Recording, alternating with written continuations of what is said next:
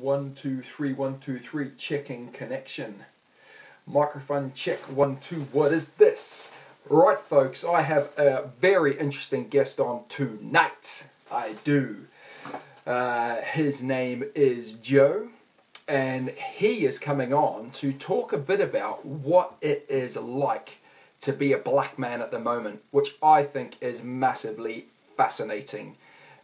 This is probably going to upset some people listening, I think, watching this. And if you want to duck out at any time, that's super cool. That's entirely up to you. We're not putting across anything that is, meant to offend anyone or anything like that. This is literally just Joe's take on being a black guy right now. Because, man, this is in the media. This has gone crazy. And this is really cool. This is a really positive conversation that we should be having right now. And I chose not to black out my Instagram last Tuesday and then put up a post about hope and about how, it's not just black lives that matter, all lives matter. And Joe reached out to me and said, hey, mate, no one's saying that all lives don't matter. We just need your help at the moment because there's some terrible things that are happening at present, and obviously some terrible stuff that's happened in the past.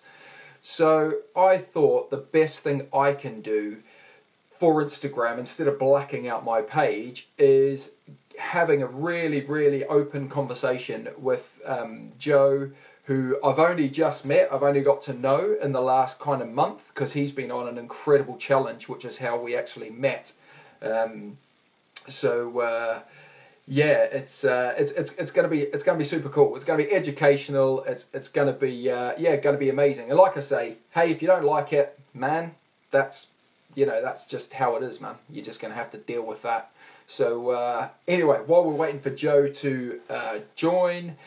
I see we got some of the energy crew in here. Joe's just jumped on. Hope you've had a good day anyway. I rode up a ride called Shipton Wall today. It's one of the hardest climbs in the UK. It's cobbled. It was pretty horrible. So good fun though. Let's get Joe up here and get the ball rolling. So I hope you're all well. Hope this week has been good for you. Here we go. Let's go. There's the theme tune this week. Just hummed that one out for you. Here he comes. Oh. People, are you ready? Are you ready? Here he is. Hello. Hello, buddy. Welcome. How you doing? I'm very good, sir. How are you? Thank you for having me. No, mate. No, this is an absolute pleasure, mate. I've been having good vibes kind of all week. We spoke about this, I think, last week. We chatted through some stuff. We said we were going to make it happen. And I was with Becky Skeleton on last week, the female downhill mountain biker who's absolutely lovely and amazing. And she's followed you, and she wants to come on and watch this as well. So, I told her it's going to be super, super interesting. So, Awesome. Let's kick off, mate. Let's kick off with how we actually met, because we're pretty, we haven't known each other for that long, maybe a month. Yeah. And it actually happened on this platform on Insta Live. I was in the middle of the World of the Day Challenge.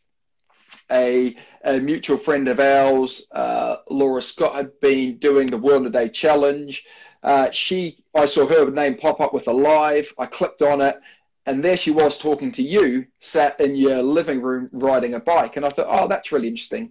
Something happened. I clicked off, moved on. You know what Instagram Live's like. And then I think Liam, who's on this, kind of reached out and said, hey, mate, could you give Joe a shout? He'd really appreciate it. Mm-hmm. So before I came on and kind of started to grill you, I sort of said, hey, what's this guy's story? What's the score here? And he gave me a bit of a backstory of what you'd been up to, kind of, and it was an amazing story. So I'm going to let you kind of explain a bit about that. So tell us, Joe, what you've just finished, what you've just completed. Sure. Thank you very much. for the intro. Steve Bate, MBE. And hello to the family and to the Energy crew, and hello to Steve's followers as well. Thank you very much for having me. So yeah, I'm Joe, and Steve doesn't realise it yet, but I'm one of his best mates in the world now. Basically, the reason we met was through what was the indoor cycle tour, the Wimbledon to Saint-Tropez indoor cycle tour, which was as it is described, an indoor cycle tour that I was doing to contribute to raising funds for my friend and mentor, a gentleman by the name of Ben Chatfield, who was diagnosed with stage 4 glioblastoma, which is stage 4 brain cancer, last summer. Ben is one of the most important people in my life, one of the most important men in my life. He gave me a break in my career, gave me an opportunity when others may not have done, and we've been friends, and he's been my mentor for over 10 years now. And so obviously, you know, when he was diagnosed with unfortunately incurable brain cancer, it obviously hit me very hard, and his family and his friends. So we got to this point a couple of months ago where it was confirmed that unfortunately his treatment, his radiotherapy and his chemotherapy hadn't had the desired effect we were hoping for. And so, you know, his amazing friends of, you know, over 20 years and his family, you know, put together a GoFundMe to acquire a life-enhancing drug called Avastin, which isn't available in the NHS. And an Avastin costs £10,000 for every 2-week cycle. So that's £20,000 a month for that medication, that, you know, with its intent to improve the recipient's life. And the target was originally £60,000. That £60,000 was raised within 25 hours. In the following couple of weeks, that rose to £80,000, which was incredible. And when the GoFundMe was first created, I wanted to figure out a way in which I could show my gratitude to Ben for the man he is, Ben's life, and for the things he's done for me, and to show gratitude to all the people who had donated to him selflessly, you know, in exchange for nothing but their love and compassion. You know, and the first thing I thought was to cycle between Wimbledon and Saint-Tropez. Wimbledon being that Ben is he's a Wimbledon fanatic, a massive tennis fan, has written a book about tennis and his 30 years his 30-year love affair with tennis. And Saint-Tropez, he's a Francophile, a lover of the Mediterranean, a lover of France, fluent in French, and spent, you know, a lot of time there. And obviously, you know, given the circumstances with lockdown, that wasn't going to be something that would be achievable. And so for some reason, I came up with the idea of doing it indoors with no previous cycling experience. You know, I just went on Google one night and thought, right, Google Maps, I was like, how long is this going to take? And is this achievable? And actually, you know what? The achievable element didn't even come into it. I just said, oh, how long is this going to take? And I need to do it. You know, it was blinkers on. And it just so happened that it would take 21 days, you know, using the format of a tour or a grand tour. And that it would allow me to have 2 rest days. And that if I started on the 1st of May, it would allow us to finish on Ben's birthday, which is an incredible bit of serendipity, or as I like to believe, you know, a blessing from the universe. So that's what we did. We cycled for 21 days, 3.5 hours a day, 65.6 kilometers a day, or each stage, if we're going to use, you know, Grand Tour language.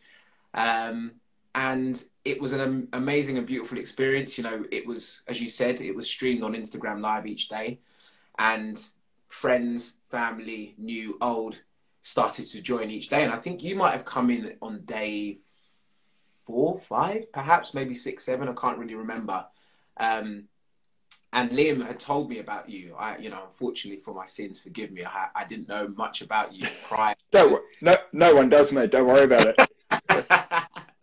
But you know, we had a chat. You know, you were doing the world in one day, and I hadn't realised that's what you were doing. I thought you just jumped on your bike to make me feel like I had a power with me. And when I realised, you know, you were doing an 18-hour day cycle, which was however many miles it was, you know, it was incredible. And obviously, you know, finding out your story and your incredible feats of athleticism, and you know, your impact on the sport. I was just humbled that you'd even call me up on Instagram Live and have a chat with me.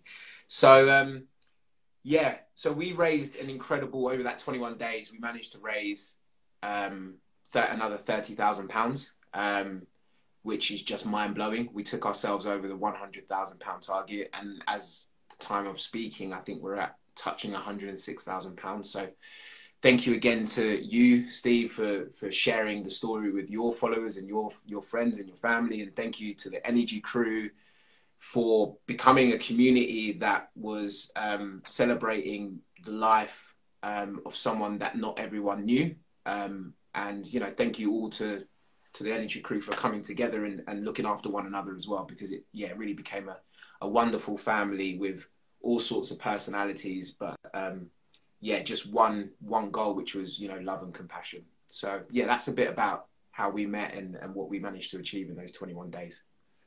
Absolutely. And I think what amazed me, what I was captivated by, was just the, you know, in kind of my terms, riding 60K a day for 3 hours is kind of standard. You know, that's legit. But you were brand new to cycling. You've got a road bike, which I believe is still in a box. You're on a turbo trainer kind of, you know, a bike. But mate, what you brought to Instagram Live, you know, the you know, the energy you actually legitimately bought, you know, it was like captivating, you know, like you had to tune in, you know.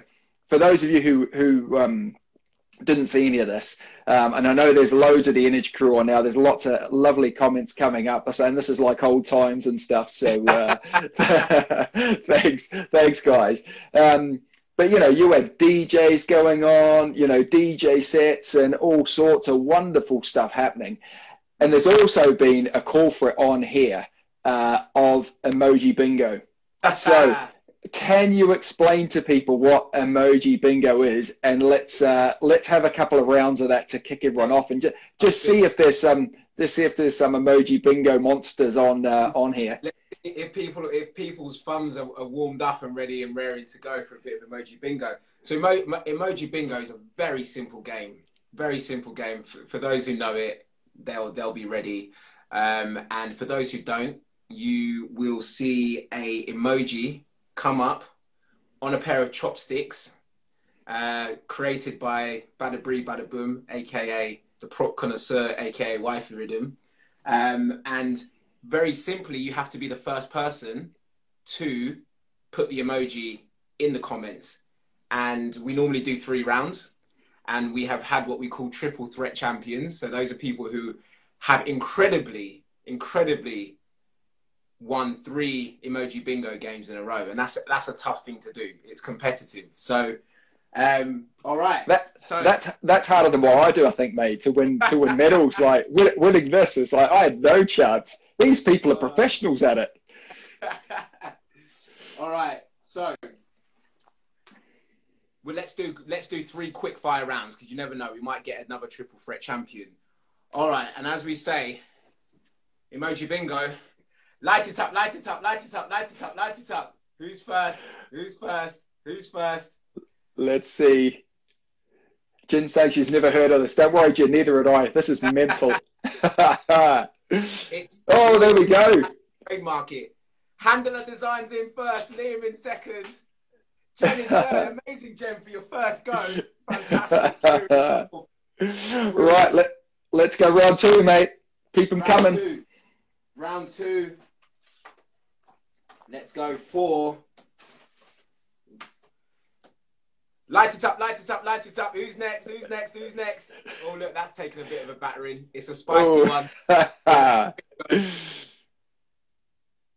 Here we go. Who's got it? Yeah.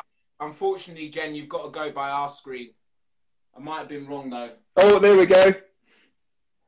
I am Alex Manzi in first, Liam in second again, Antoinette in third, Emily in fourth. There you go. Mick Monken Cycles. Nice. Good lad. Jen, you're getting it. Nice. Right. Hey, hang on a second, is Brie in the same room as you, or have you sent her out so she can't see what you're putting up? She's not in the same room. All right, and finally, let's do the last one. One of the favourites. Final round. Emoji bingo. Let's go. Light it up, light it up, light it up. People have missed this so much. Fantastic. It all kicks off. So that's a bit of the fun. Mandy, man, 2 in a row. Mick Happy Monken days. cycles second. Happy days. Hannah's in there. Liam's in there. Glad you had some fun, guys. Well done. Cheers. This is awesome. So this, like, you know, when I tune into you, so you're on your bike, you know, you were just, mate, it looked like you were having an incredible time, a really incredible time.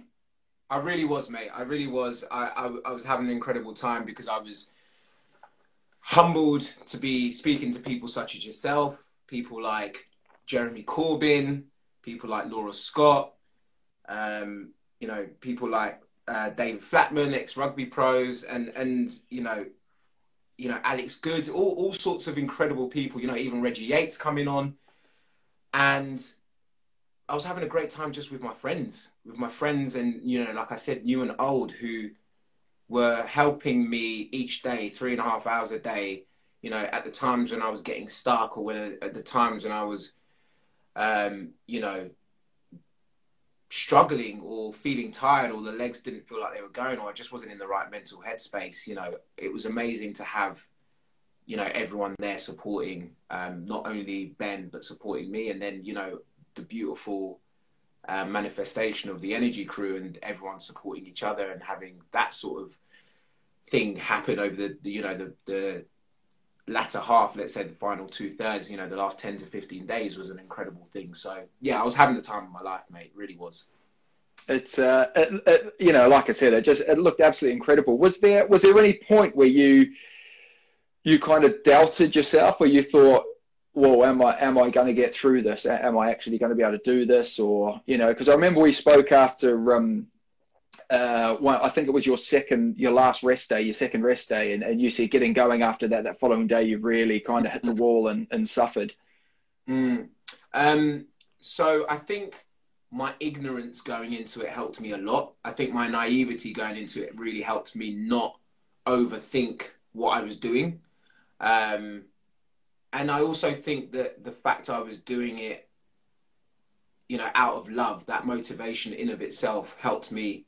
So in the first 3, 4, 5 days, I was like, okay, this isn't as bad as I thought. You know, I was keeping quite a high cadence. I was trying to keep my cadence between 75 and 90, depending on what point in the day I was, or, you know, how long I'd been cycling for. But, you know, I tried to pretty much keep it at 80. And, you know, when we were doing really high tempo stuff, then, you know, I was going up to 90, 95. So, you know, it wasn't that easy. And the other thing is, you know, when you're on an indoor bike or a turbo trainer, you can't stop cycling, you know, because you're not going anywhere. So, and I remember Laura Scott saying to me that, you know, because I was like, oh, I hope I'm not taking, you know, the easy route out of this. And she was like, you know what, mate, you know, my coach, she said her coach always says to her that sometimes, you know, being on a turbo trainer or on an indoor can be just as hard, if not harder, because you don't stop pedaling. You've got to keep going. So at the start, I felt really, you know, motivated. I felt great. You know, it was difficult at times because I was, you know, looking in the Instagram Live, and there was maybe 3 or 4 people there, and that wasn't what it was about. But, you know, I wanted people to be there so that we could raise money. I wanted people to be there so they could hear Ben's story, so we could get as much money for him as possible. And, you know, those numbers did eventually start to rise day in, day out. And, you know, thank you again to the Energy crew and those of you who were there from day one, and those of you who joined along. In terms of when I may have doubted myself, you know, life gets in the way of anything. And I guess, you know, I know this is, you know, you asking me questions, but it's something I've been thinking about with you as an elite athlete, and how, you know, life gets in the way. You know, you have shit days, you know, you might have an argument with the missus, or, you know, your Amazon delivery doesn't arrive. And it's really, you know, those things can affect you in the morning, you know, they can affect your routine. And at times that did affect me, and that did affect my motivation. You know, there was one of the days, about halfway through, my mum actually had to go to the hospital because she wasn't feeling well. And I think that was the first crash I had, which was when I had to take her to the hospital. We spent about 6 or 7 hours in the hospital that night. I didn't get back home till about 2 a.m., which meant I only got about 4 hours kip because, you know, I'm waking up at like 5:30, 6 to get my morning routine, morning prep going. And so that day was a really tough day, you know, 4 hours kip and then back, you know, straight back on the bike for another 3.5 hours was the first time I really hit a wall. And then the second time was, as you said, was the second rest day, which was fucking brutal. Excuse my French. It was brutal, but again, it was amazing to have everyone, you know, because it's a very vulnerable thing to do, to show your weaknesses in front of people, irrespective of they're your friends or irrespective of they're cheering you on. And, you know, I was really crashing, especially getting to that last hour of that 3.5 hours. That was really, really tough. But yeah, how do you find it when, you know, life gets in the way? Yeah, it's a great question, mate. You know what, I think as you know, doing this day in, day out as a career, you always know you're going to have bad days.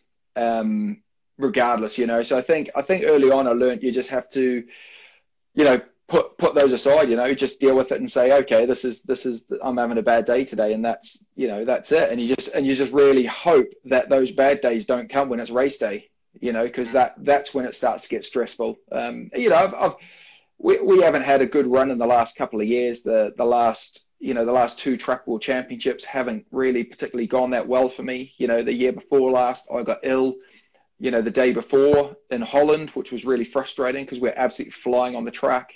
And it didn't go that well. You know, we went there hoping to break our world record at the time. And, you know, we finished 4th, you know, miles away. And that was pretty disheartening. And then this year, the same thing, you know, unfortunately, when there's 2 of you on a bike, Adam got ill just after Christmas. So we're off the bike for a week. So we didn't train. You know, this is kind of 4 weeks out from the World Championships. Again, going really well. Had a great training camp in Mallorca in December with the team. Came back absolutely flying. Got Christmas out the way. You know, that's always a hard thing to do. Obviously, everyone's going out and having a great time, and it's hard to stay really kind of disciplined and focused over that period. But we both did that really well, I think. And unfortunately, Adam got a virus. I think it must have been about, I don't know, the first, maybe going into the second week in January. So we're off the bike while he got better. And then as soon as he got better, I got, you know, came down with an illness. So, you know, we kind of missed 3 weeks of training, then got on a plane and went to Canada to race for the Worlds. And so, yeah, I mean, it's one of those things. Yeah, it's life in general, isn't it, mate? You know, you have your ups and you have your downs. And I think you have to be, I think as you get older as well, you learn that to be grateful for the really good days. But not get too high on those, and you know, and know that it's probably going to get bad at some point. And then, you know, when you have those bad days, not get too low on those, and realize you know, you'll come out the other side of it and it'll get better. So, you know, it's a really challenging thing to try and do. You know, like I'm no rocket scientist, and you know this, or you know, or you know, crazy intelligent dude who works on brains and stuff, psychologists and things. But yeah, you know, you just from experience, you learn to get through it. And you know, you like you say, you rely on those people around you to kind of help you get through it. It's a huge thing. And you know, I remember the picture that I advertised this live with you on your knees in your front garden. So this is right as Joe had finished. If you haven't seen, I'll repost it after this. If you haven't finished, it's an incredible picture of Joe on his knees, blessing everyone, a part of this crew that had got him these 21 days. And we had a conversation about this, didn't we? Because I could see, I knew exactly what you were feeling at that moment, you know, and I've felt the same thing on a Paralympic podium, on a World Championship podium, and it's exactly the same feeling. You know, whether or not you've just finished a massive challenge and achieved something incredible, or you've stood on a Paralympic podium, or you know, won a race or whatever. You know, you could just see the sheer relief, all that emotion. You know, kind of, you know, you're so pleased to have fulfilled your task and what you were doing, so relieved it was kind of over. you know, gutted in a way it was over, you know, all these emotions just kind of flooding out. And it was, you know, I was really jealous, you know, watching you in that position. I was really jealous because I just thought, wow, you know, that is, you're in the place right now. You know, you're in the place where everyone wants to be. It was absolutely incredible. But mate, it's really interesting. So when you started your cycle, obviously we were into this kind of COVID lockdown, and you know, and the world was a really, like, it was a changing place. You know, there was lots of chat about, you know, looking out for each other, looking out for your elderly neighbors and stuff like that. It seemed like a really, really like amazing time. Tragic, loads of people losing their lives, you know, horrific in that sense, but actually a real sense of community worldwide, which was amazing. Mate, we fast forward 3 weeks and something happened to almost change all of that completely and cause a massive uproar, like an absolute massive uproar. And obviously I think the George Floyd situation was, you know, just the final straw. You know, there really was the final straw, and a long list of things that are kind of, you know, been adding up to that. I mean, you put me onto Trevor Noah's chat, you know, about you know, he talks about the dominoes falling and all these things, and it's just like, when's this gonna stop? And obviously the George thing was fucking tragic, you know, like really, really tragic. What I'd like to talk about, mate, is I'd like to talk about your upbringing. Yeah. I'd like to talk about how you feel at the moment.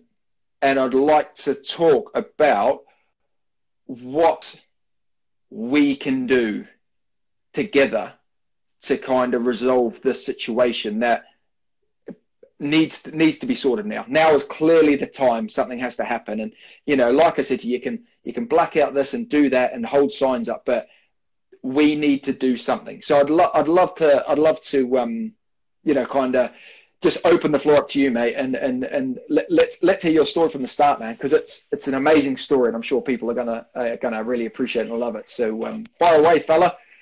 Bless you, mate. Thank you. No pressure. I mean, so we had, you know, and I hope you don't mind me introing it with, you know, the conversation we had for a good, over an hour a few days ago. So, you know, Steve, obviously, as many of you know now, who have been following his career, and many of my friends who now are familiar with Steve, is clearly a beautiful soul, a beautiful man, a lovely, lovely man, and just an incredible human being, you know, not just in terms of his feats of in cycling, but, you know, just as a great man.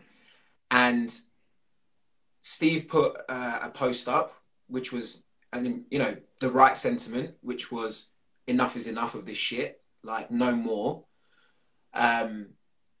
But for me, an element of Steve's post was misguided, in which he correctly, again, it was the right sentiment, which was, all lives do matter. Of course, all lives matter. But when talking about specifically the conversation that's happening around Black lives and the unfortunate and ongoing decimation of Black lives and Black families, all lives can't come into the conversation, and it also has the negative impact of delegitimizing the statement of Black Lives Mattering, and swerves the conversation. And so I got very sweaty palms when I read it, because I was like, I really get on with Steve, and we've only just met, and he's a two-time Paralympic gold-winning champion and has an MBE, and I can't say anything. But, you know, what's happened, and, you know, through the sacrifice of George and the many men and women who have preceded him, is, you know, that this was a tipping point in which, you know, no longer would I feel that there were certain people I couldn't speak to. You know, I've obviously had these conversations with my friends for many, many years, but, you know, feeling emboldened enough to speak to you, Steve, about it and explain to you why I felt uncomfortable with that statement, and why, you know, I and many, many, many people feel, you know, all lives matter as a co-opted statement is a negative and statement was it was nerve-wracking. But, you know, you reached out with open arms and open heart, as you would do, and you listened, and you called me, you know, Steve just called me and we ended up having a chat for an hour. And, you know, I've been having that conversation, like I said, for the entirety of my life. Well, actually, I say that from probably about 15, 16, 17, and I'll explain to you why that is.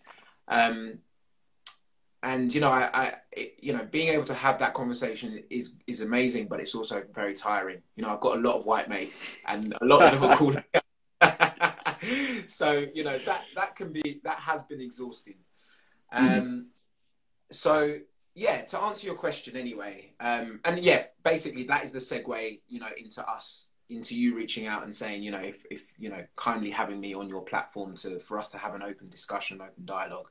I know there may be people in here who don't fully agree with everything that you might hear from me today. I know that there may be people in here who don't believe racism exists. I know there may be people in here who believe racism exists, but it doesn't exist in this country. And I know there may even be people in here who are disappointed Steve has a black man on his Instagram live. That's all fine. That's all fine. Can I just say to those last few points you've made, who cares? You know, like that's their fucking problem. If you don't think there's racism happening in this country, you don't think, you know, whatever, wake up and open your eyes. Don't be so stupid. Don't be so naive. Sorry, dive back in. Thank you, mate. So my name is Joseph Adesoji Adebambo Ogunmokun. Actually, my name is Prince Joseph Adesoji Adebambo Ogunmokun. I am the son of Owa Oba Fijawoye Biladu Ogunmokun III, who was the Oba of Ilesha, a region in the Osun state of southwest Nigeria. And I am the son of Princess Adebimpe Adebanke Ogunmokun. And that has taken me a long time to be able to articulate since I was a child, because it was something that was instilled in me, you know, being born in London, being brought up in London, but coming from a very proud family. But obviously people were like, what, if you're a prince, then what the hell are you living in Muswell Hill in a 2-bedroom flat sharing a room with your brother? You know, that you're not a prince. And, you know, the shorthand story is that my grandfather was on the throne in Ilesha. So basically, just to give you a bit of background, there are sort of 12 states, give or take, and each of those states have ruling families. And actually in Ilesha, it works in a cyclical way, so that there are actually 6 ruling families. So it's much more of a democratic monarchy, which has its, you know, probably more benefits. But unfortunately, my grandfather, as a progressive and even more democratic and forward-thinking monarch, rubbed a few people up the wrong way and unfortunately was assassinated. He was poisoned, and that's how he was removed from the throne. Oh, wow. So as you can imagine, the fallout from the family, my mum has 17 siblings across 6 different mothers, but that's a whole other conversation. But yeah, obviously the way in which my grandfather was assassinated changed the dynamic of the family, where the wealth was distributed. And so, you know, my mum was only 3 at the time of her father's death, and she is the 4th from last sibling. So, you know, he had adult children by that time, and she was one of the youngest, so she barely remembers him. So you can imagine, you know, she has now no connection to her royal lineage because of the way her father passed away. And, you know, she comes to this country at the age of 19, studies catering. You know, she's working, as many immigrants do, you know, 2 jobs. She has me, her first son, in 1987, and then has her second son, my brother Michael, in 92. And with 2 different fathers, unfortunately, my father left about 4 months after I was born. And I never saw him again, never met him until I was in my teens. And my brother My brother's stepdad, very similar story, disappeared after probably about 8 to 10 years. So anyway, yeah, that's my background in terms of my, you know, my heritage, my royal lineage. I was brought up in North London, Muswell Hill, a mixed area, but like most areas in London, a predominantly white area. And I remember growing up as a black boy, realizing maybe at 4 or 5 that I was black, but couldn't understand why I was black and why all my friends were white and their friends were white, and their family were white. But on my side, all my family were black. It didn't make any sense to me. I just didn't understand it. I remember I used to look in the mirror and, you know, try and figure out why I was ugly and why I was black and why my skin was dark, why my lips were so thick and big, and I just, you know, couldn't understand it. So at a very early age, especially when you grow up in predominantly white areas and you go to predominantly white schools, there's an immediate questioning of your identity. There's an immediate questioning of your sense of self. There's an immediate questioning of what it means to be black, but you can't quantify it because you're a child. And unless you have those conversations with your parents, and unless they're imbuing you with a sense of knowledge and understanding about not just that you're a Nigerian or you're a British Nigerian or you're even, you know, a Nigerian Englishman, however you want to see yourself, is what it means to be, you know, a black child and what that lineage and heritage means. And, you know, for my mother, obviously, you know, I grew up in a Nigerian household and ate Nigerian food and went to Nigerian parties, but it wasn't at the forefront of her mind to have to teach me about what it meant to be black, aside from protecting me as a black child, protecting me as a black boy, protecting me as a black body, because she was having to fight through all of those things herself. And the only thing that she could say was, you've got to assimilate. You have got to become one of them in order to survive, because your life is going to be so much more difficult because you are a black man, because your skin is dark as night, and because they inherently dislike you. Whether they realize it or not, some people are very deliberate and in their antagonism and their hatred for people of different colors. But what we will go on to discuss is some people are subliminally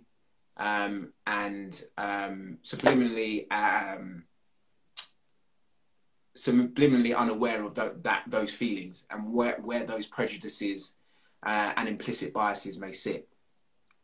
So as you get older, you start to become a bit more cognizant of the fact that you're a black boy, and you start to question your experiences, but those are delegitimized because you're just naughty or you're from a bad home. That's what black kids do. That's what black boys do. They're boisterous. They're aggressive. They're all of these negative or pejorative terms that don't actually look at the root cause of why people from certain socio-economic or social backgrounds have certain experiences.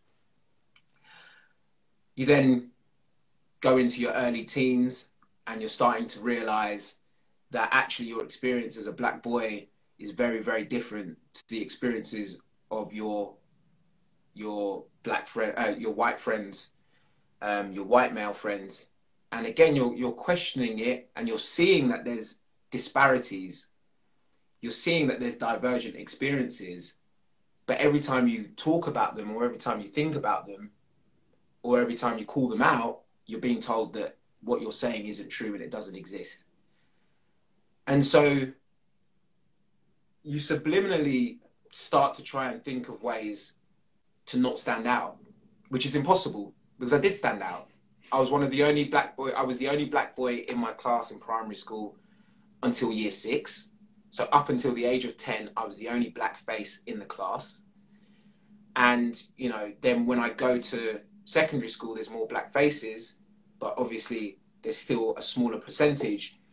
And then I'm now trying to figure out, you know, what my identity is, because the people I grew up with are predominantly white, and, you know, my interests are, you know, predominantly white. And again, we'll talk about identity and what it means to, like, have experiences of what, you know, sitting between not being white enough and not being black enough, and what is black culture and what determines what music you listen to. Does listening to indie and punk make you whiter, or does listening to Afrobeat and hip hop make you blacker?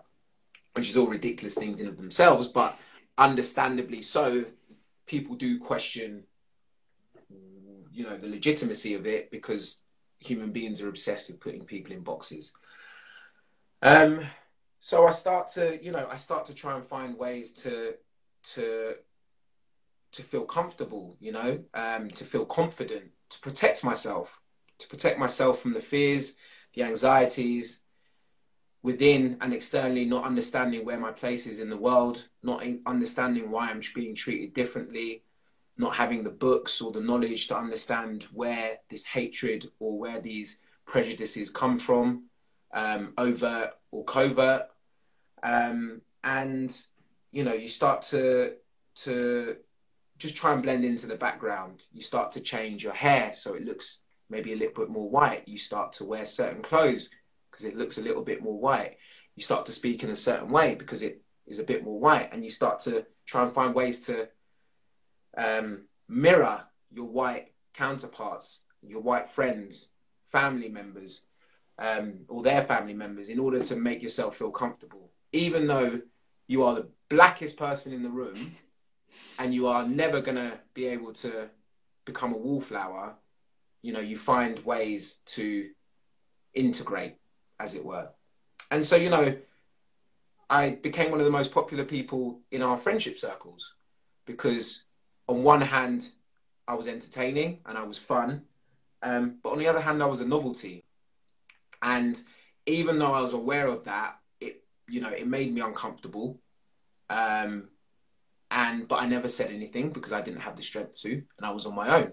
You know, it was only me in a sea of people who, of course, had let me into their homes, had let me eat at the tables with them. But there was something missing in the legitimacy of the relationship because they didn't really understand who I was. So, you know, you fast forward to about 16, 17, and my mother has a mental breakdown. She, unfortunately, is diagnosed with paranoid schizophrenia and depression. And she goes into mental health. She is put into the mental health system for, I believe it was 9 months for the first stint. At the very same time, I went to a Catholic boys' school.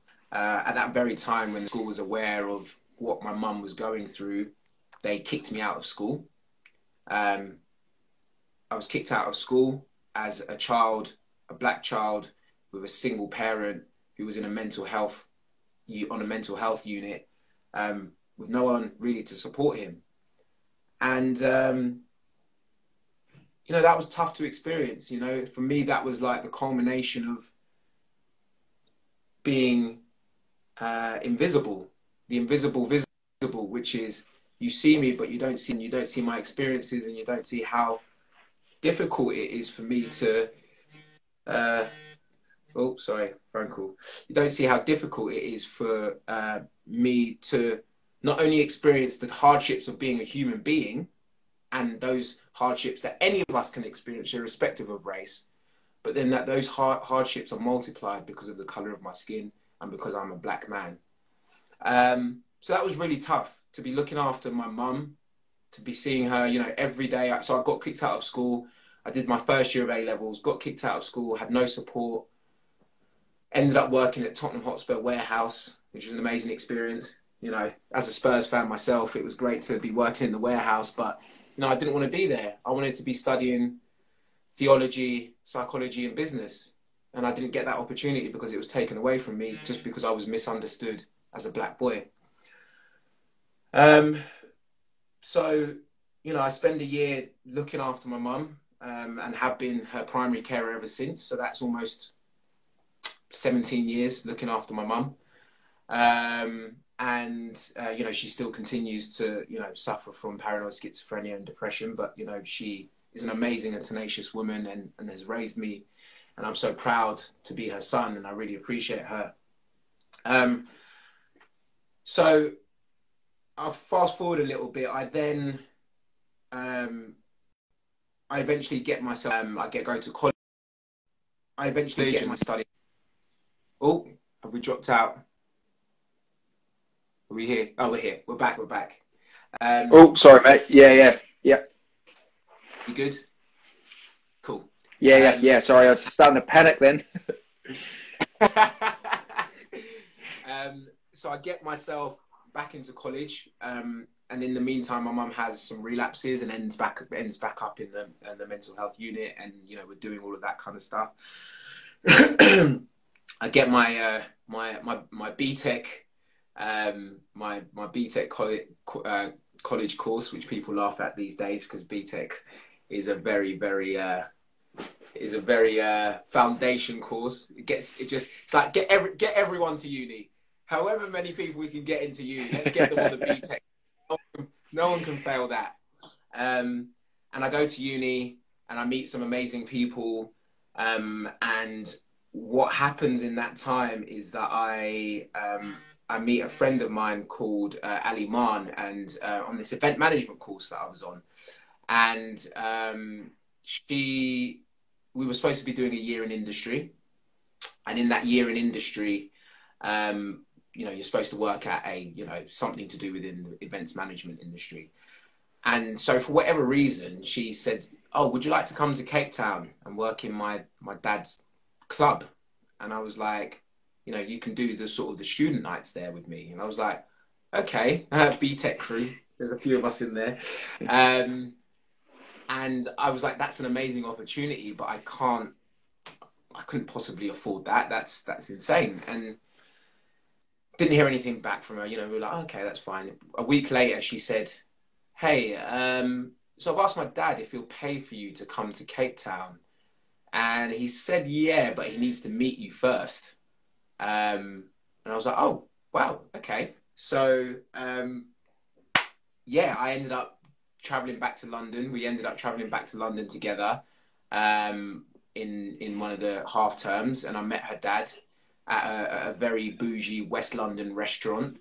And it felt like I was meeting a mafia boss. And he was like, "So what is your relationship with my daughter? Because she seems to be obsessed with you, and I can't possibly understand why is she asking for you to come to Cape Town." And I was like, "You're going to have to ask your daughter that. I have no idea what reason it is." But anyway, we had a lovely dinner. We had a lovely conversation. And long story short, a few months later, I was on a flight to Cape Town to work there. And Cape Town was the first time I began, at the age of 21, began to really understand where I sat in the world as a black man. So I'd gone from a black child to a black boy to a black teenager to a black man. And everything, and I don't know if you've ever been to Cape Town, Steve, but as you come out, as you come and land into Cape Town, the first thing you can see is the township that surrounds the airport. And as you're leaving the airport, the first thing you see as you're leaving the airport, literally, you know, cheek to jowl, is the township. And it was the first time I went, fuck, I'm black. And it was the first time I went, fuck, I'm a black man. And it was the first time I went, I'm living in a seemingly post-apartheid world, but it's anything but. And that really hit me because obviously I was spending a lot of time with affluent white people. And, you know, Africa has an interesting relationship with sort of servitude and housekeepers and all that kind of stuff. But when you're talking about a multiracial society built off the back of apartheid, it has very stark consequences to who is in servitude to who. So it was the first time I really started to question the relationship I had with white people, the relationship I had with my white friends, and began to try and understand where my place was and what the history of being a black person was and our relationship with white people. And so that was an amazing experience, you know, living in Cape Town for 6 months in total. I mean, unfortunately, the nightclub gig was an absolute nightmare, but we won't go into that. But I ended up, people might have seen my post from a couple of days ago. I ended up luckily being scouted by a modelling agency, ended up flying back out to Cape Town for another 3 months. Again, wasn't the most perfect experience, but was, you know, an experience that I was so grateful for because, you know, I spent time with amazing people. We were out there for the World Cup in 2010. One of my best friends, Moz, came out and stayed with me whilst I was sleeping on the sofa with my friends, Hans and Barkley. So it was an amazing experience, but, you know, it was such a fulfilling one because it was the first time I realized that I needed to go on a journey of self-identity and self-understanding of what it meant to be a black man, why I'd suffered so much difficulty, why I use the term trauma retrospectively, and, you know, we'll talk about that later, but what were these traumas that I'd been experiencing in trying to assimilate, and in that trying to assimilate and trying to keep myself safe and trying to keep myself sane, what I'd lost in my sense of self by not really having a full understanding of what it meant to be in the black community. Now, I will say my experience is different, is not the homogenous black experience, because many black people grow up with predominantly black people and they have a very different experience to me, but they still have the impact of what we'll call the white gaze and the white experience, because we're living in a white system, because it is a white country and the Western world is predominantly white. And so, you know, I can't speak on behalf of people who have had their experiences where, you know, in their, you know, 90% or 80% of their time is spent around black people. But, you know, when they leave the house, they're going into a white workplace, or they're going into a white school, or they're going into, you know, just the white world. So that was an amazing experience. That was the catalyst for me starting to understand myself, starting to read, starting to immerse myself, starting to ask myself some real questions about what it meant to be a black man. Yeah, God, that was a long intro. How long did that take? But that's, that's basically, yeah, me, that's my first, I'd say 25 years. That was the experience of my first 25 years of trying to understand where I sit in the world, mate. Mate, it's absolutely captivating. You know, I mean, I remember, you know, we briefly spoke about this, you know, like a few days back, but, you know, there's lots of great comments coming in as well. One thing that I did notice, I did take note when you know, with those pictures that you posted, the modeling pictures, you look like a black prince. You know, you honestly, those pictures are absolutely incredible, and you do look like you're black royalty, you're royalty, you know. And it's they're incredible pictures, and I'll get you to share those afterwards again, just a couple of them, to give people a bit of a, you know, so that they can see what we're talking about, obviously. But yeah, they're absolutely incredible pictures, mate. I'll send you a signed copy. Oh, please do, mate. Please do. I'll get, look, there's a space on the wall just there, so we can get that up there for sure, mate. Fantastic. So, mate, like, I mean, it's an amazing story. You know, it's an absolutely incredible story. You know, your mum's still well. You know, she was on the Insta Live when you finished and stuff, and hugging her bite, which is amazing, incredible to see. You know, so that's fantastic. So, mate, I mean, it's what's happened. Why now? Why now? Why is George Floyd? Why now? You know, this has been happening for years and years and years. You know, I mean, Robert De Niro put a post up on Twitter, you know, maybe a week ago now, saying this is the America we don't see, and it's just all brutality from police officers, predominantly on black people. Mm-hmm. Not all, predominantly, but, you know, not all. And it's, you know, and it does happen in this country. You know, absolutely, it happens. It happens in every country. It's a worldwide thing. So why is it stand now, mate? Why do you think it's gone so global at the moment? Sure. So, you know, I'll caveat that. Obviously, I'm not an intellectual. I'm not an authority on this subject. You know, I'm just a normal bloke who happens to be black, and so has experienced many of the things that we're now talking about, and has had many conversations with friends and family, some who don't care and some who do care. And I say family in terms of, you know, how I like to call everyone my family, the people who are closest to me, you know. And so, you know, there are people who will be much better versed from a, you know, from a socio-economic or socio-political or sociological or cultural perspective. But, you know, I try to immerse myself in as much as possible. I try to read as much as possible. And, you know, as painful as it is, I try to see both sides as much as possible. And that, you know, especially when it comes to race, can be a very, very painful thing to immerse yourself in. To answer your question, from my perspective as an individual, why now?